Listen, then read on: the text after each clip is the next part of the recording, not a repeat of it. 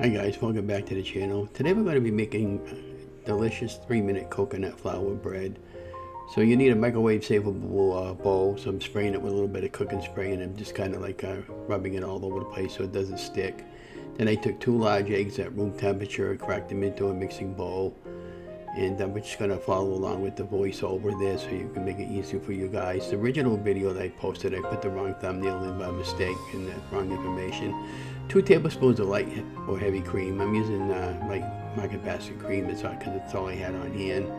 And then I'm just kind of carefully pouring a bowl. Then I'm going to use 2 tablespoons of avocado oil. And it's a healthy avocado oil. I'm going to mix everything all up together really well, like I'm doing over here in the demonstration in the video. And I'm going to start doing voiceover so it makes it easier for you guys to follow me along. And you know, and many of I wasn't too sure about the voiceovers, but once I finally figured out how everything all works in YouTube, it makes it a lot easier for you guys. And then over here, I'm adding 2.5 tablespoons of coconut flour, not almond flour, but coconut flour. Big difference. And then 3 tablespoons of grated Parmesan cheese. And that's the stuff in the green can, you know, the kind that, you know, the Kraft family or whatever your favorite kind of Parmesan cheese that you like. And the coconut flour is going to act like an absorbent, and it absorbs the liquid really well. And you know, get ready over here to go mix it up over here pretty soon. And then I'm adding a little bit of baking powder, I believe, coming up in the next segment.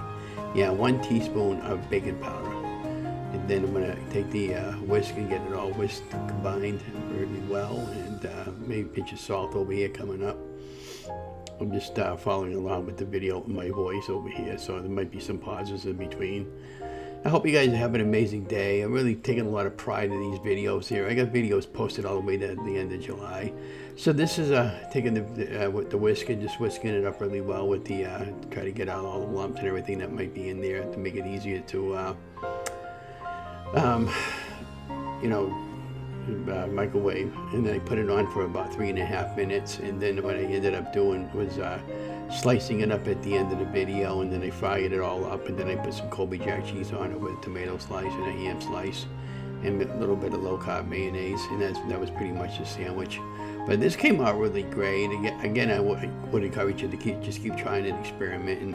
And you know, sometimes I make mistakes too. I'm only human, and I realized that the original video that I posted, somebody made a comment about, I accidentally said almond flour on the video, and it should have been coconut flour.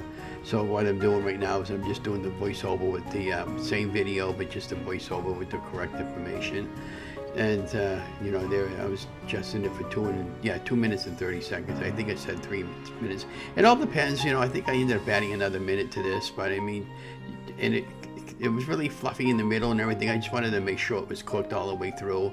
And I took a snapshot of my microwave, and then I just once I got all that going, I just continued on with the video towards the end. We'll come back and talk about it in the end. Oh, well, wait, well, since it's already here. So that's what the bread kind of looked like. It was really spongy. And then I'm taking a syringe knife and I'm just kind of like cutting it in half, and I'm frying it all up in the frying pan with a little bit of butter on each side.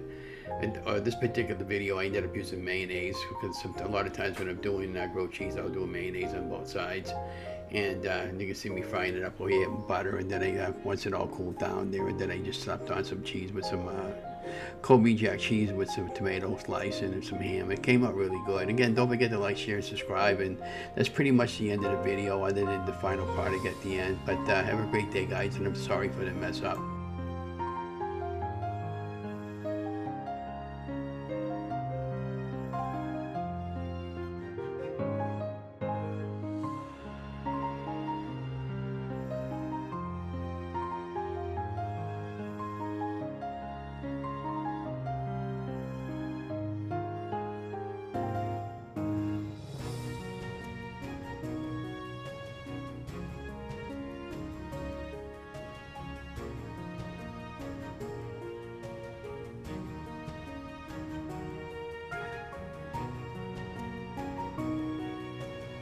So if I could tell you guys, so I'm using a little bit of